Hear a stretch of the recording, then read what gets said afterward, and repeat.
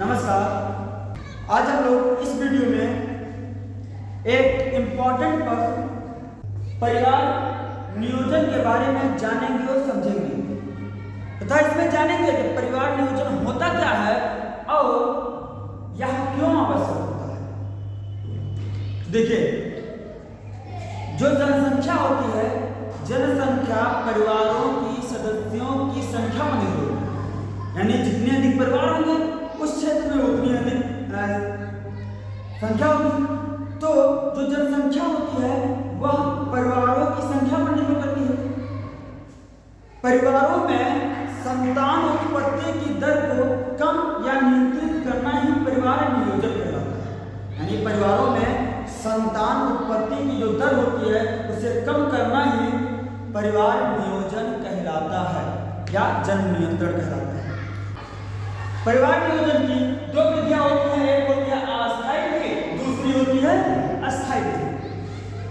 तो अस्थायी विधि के अंतर्गत क्या होता है, अस्थायी विधि को अपनाने से मनुष्य जो होता है अपने इच्छा अनुसार संतान की उत्पत्ति की दर को कम कर सकता है या रोक सकता है, और जब उसकी इच्छा होती है तो वह संतान उत्पन्न कर सकता है। इसके अंतर्गत आता है कैलेंडर विधि, कांडोम विधि, गर्भ निरोधक गोलियों का प्रयोग, कापटी इत्यादि। ठीक है ना। तो देखिए, कैलेंडर विधि क्या होता है। इस विधि के अंतर्गत स्त्रियों के मेंस्ट्रुअल साइकिल को जानना आवश्यक होता है। मेंस्ट्रुअल साइकिल की जानकारी आवश्यक होती है कि मेंस्ट्रुअल साइकिल कब हुआ था, कब होगा। तो क्या होता है, स्त्रियों के मेंस्ट्रुअल साइकिल के दिन से जो होता है 8वें दिन से लेकर के 19वें दिन तक ये असुरक्षित काल मानी जाती है, क्योंकि इस समय क्या होता है, गर्भ की दीवारें बन जाती हैं, अंडोज सक्रिय हो जाती है, अर्थात स्त्रियों में उर्वरक क्षमता अधिक होती है। इसलिए इसको क्या होता है, इस समय प्रजनन क्रिया होने से क्या होती है, स्त्रियों में गर्भ धारण होने की संभावना अत्यधिक होती है, इसलिए इसे असुरक्षित काल माना जाता है ना। तो 8वें दिन से लेकर के 19वें दिन तक प्रजनन क्रिया को रोक करके उसके बाद में या उससे पहले प्रजनन क्रिया होती है तो गर्भ धारण की संभावना नहीं रहती है। अर्थात 8वें दिन से 19वें दिन के बीच में प्रजनन क्रिया ना करके संतानों की उत्पत्ति की दर को कम किया जा सकता है। ठीक है ना। मान लेते हैं क्या होता है, किसी महिला को क्या होती है, 1 तारीख, कितने तारीख को होगी, 1 तारीख को मेंस्ट्रुअल साइकिल हुआ।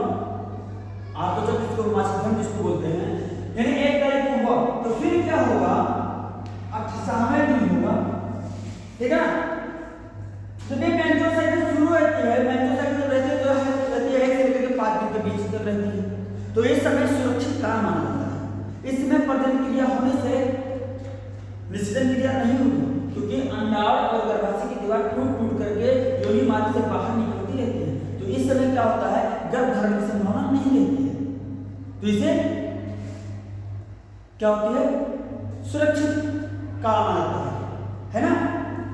उसके बाद में क्या होता है, 8वें दिन तक क्या होती है, 8वें दिन तक जो होती है जिसकी दीवारें जो 5वें दिन तक मेंस्ट्रुअल साइकिल की बंद पूरे टूट के गिर जाते हैं, गर्भ की दीवारें और अंडाशय से गिर जाता है। उसके बाद में गर्भाशय की दीवार क्या होती है, बनना शुरू होती है। ये 8वें से लेकर 9वें दिन के बीच में गर्भाशय की दीवार बन जाती है। उसके बाद में क्या होता है,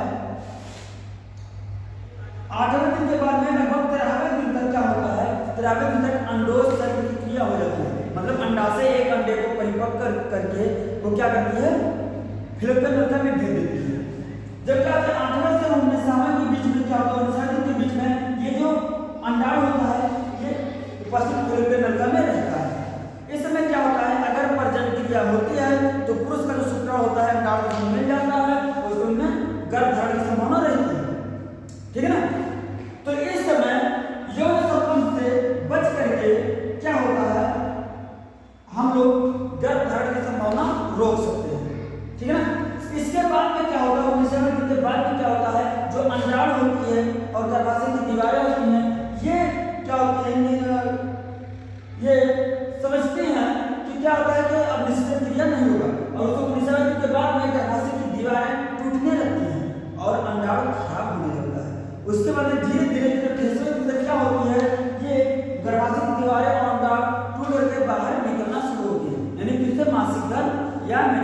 हो जाता है।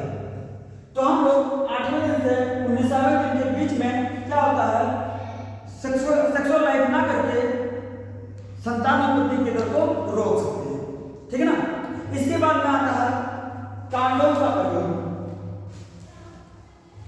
कांडोम एक थैलीनुमा सिंथेटिक रबड़ की बनी हुई थैलीनुमा संरचना होती है, जिसको पुरुष के बाह्य मेथुनांग यानी सिसन में के ऊपर कवर के रूप में चढ़ा दिया जाता है।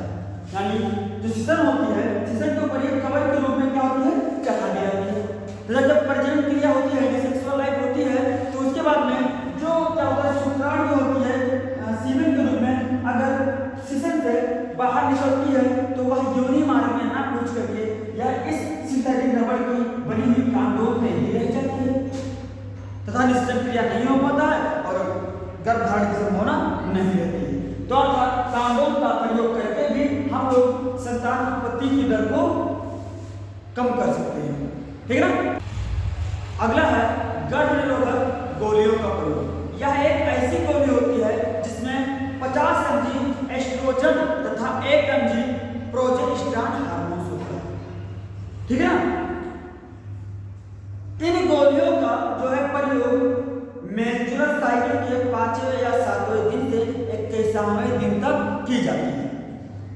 यानी प्रतिदिन एक गोली दी जाती है। मेंस्ट्रुअल साइकिल मानते हैं 1 तारीख है, उसके 5 तारीख या 7 तारीख से 21 तारीख तक इसको दी जाती है।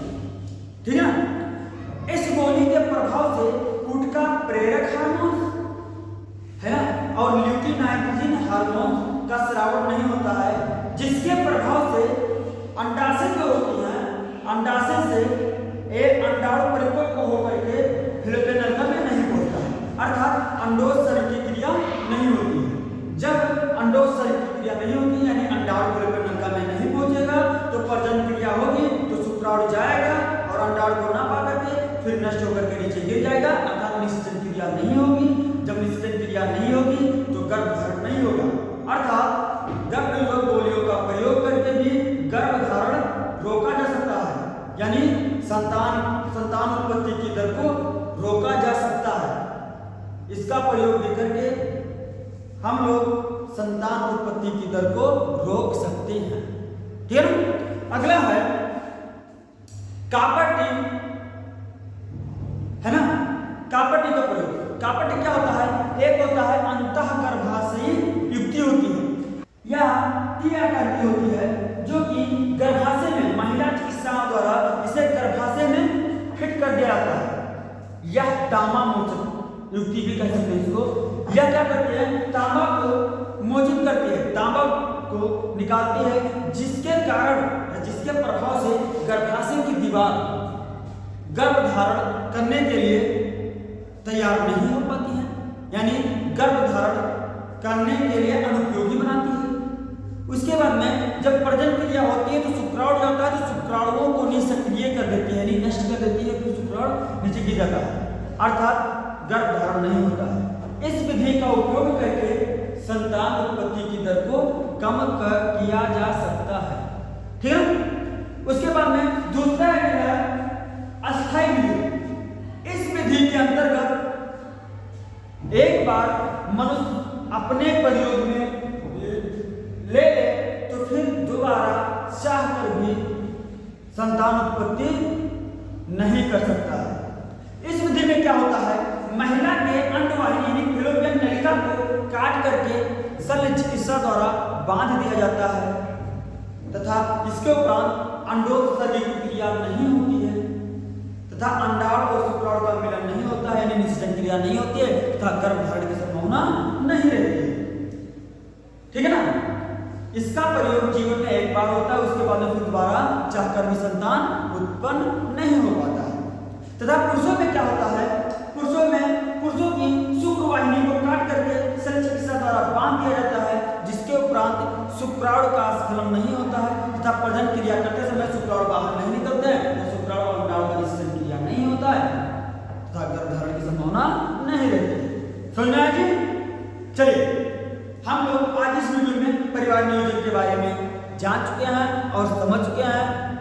किसी को भी कुछ डाउट हो या कोई कंफ्यूजन हो तो आप लोग कमेंट कर सकते हैं। ठीक है, धन्यवाद।